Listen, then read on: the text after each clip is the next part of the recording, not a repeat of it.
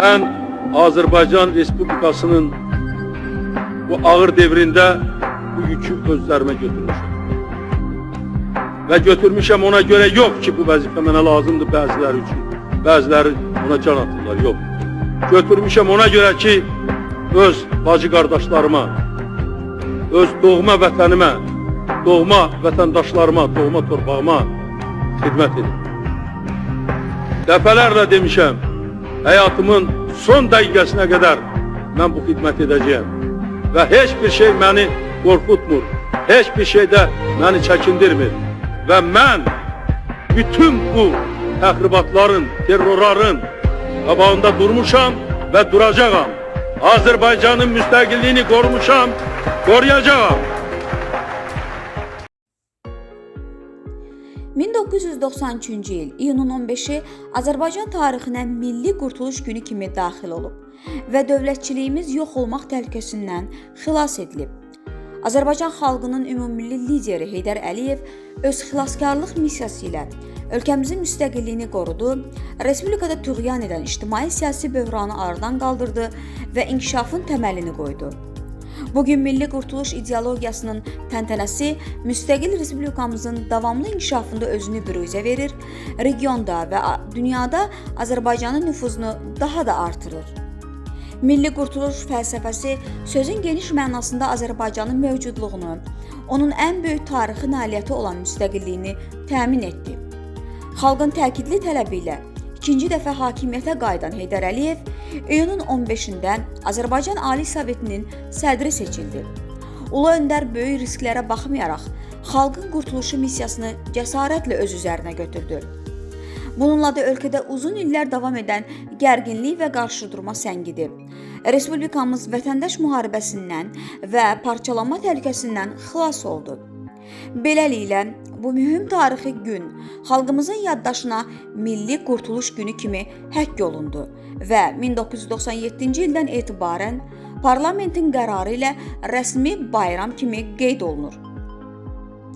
Milli Məclisi 1993-cü il iyunun 15-də keçirilən iclasındakı çıxışında Ulu Öndər Azərbaycan dövlətçiliyinin gələcək inkişaf strategiyasını elan etdi və sonraki illərdə onu həyata keçirdi. Əgər müstəqilliyi qazanmaq ilkin şərtidirsə, ikinci vacib məsələ onu qoruyub inkişaf etdirmək idi və bu ümumilli liderin iradəsi sayəsində reallığa çevrildi. Heydər Əliyev milli dövlətçiliyimizin konsepsiyasını yaratdı. Bütün maneələrə baxmayaraq ən qısa müddətdə ölkədə ictimai-siyasi sabitlik bərpa olundu. İyunun 20-sində Azərbaycan həqiqətlərini dünya ictimaiyyətinə çatdırılması məqsədi ilə yerli və xarici jurnalistlər üçün brifing keçirdi. İyunun 21-də isə bir sıra ölkələrin diplomatları ilə görüşdü. Bu sahədə yürüdülən siyasət Respublikanın informasiya blokadasından çıxardı, dünyada ölkəmizlə bağlı formalaşan fikir müsbət yönündə dəyişdi.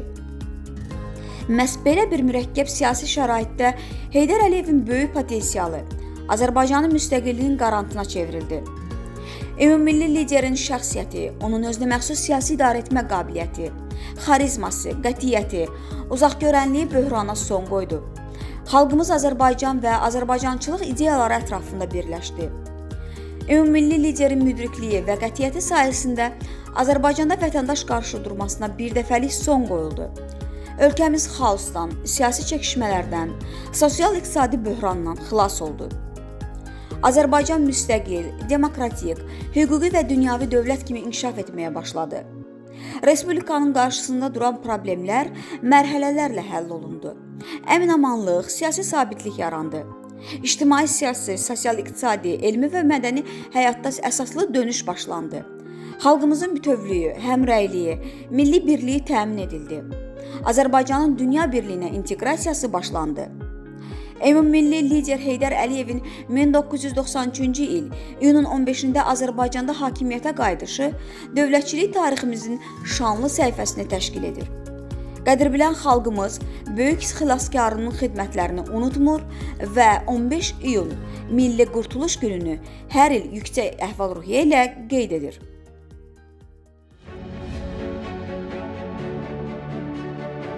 Mən də arzu edirəm ki, sizlə birlikdə gedək Şuşaya.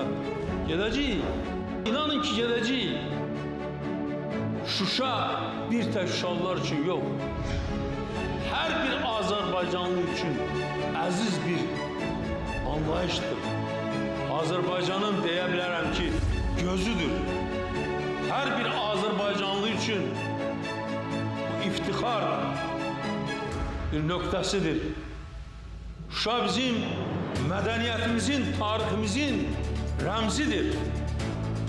Şuşa hamı üçün əzizdir. Amma tək Şuşa yox, Laçın dağları da belə əzizdir. Heç vaxt biz Laçınsız yaşaya bilmərik. Ağdam kimi gözəl bir şəhər, Füzuli, Cəbrayıl, Zəngilan, Qubadlı, Kəlbəcərin o yüksək dağları, Kəlbəcərin o bulaqları, Kəlbəcərin o isti susu, biz onlarsız yaşaya bilmərik. Xoşbəxt adamam ki, ata vəsiyyətini yerinə yetirdi. Şəhərlərimizin, ulu öndərin ruhu şaddır bugün. Qarabağ bizimdir, Qarabağ Azərbaycandır.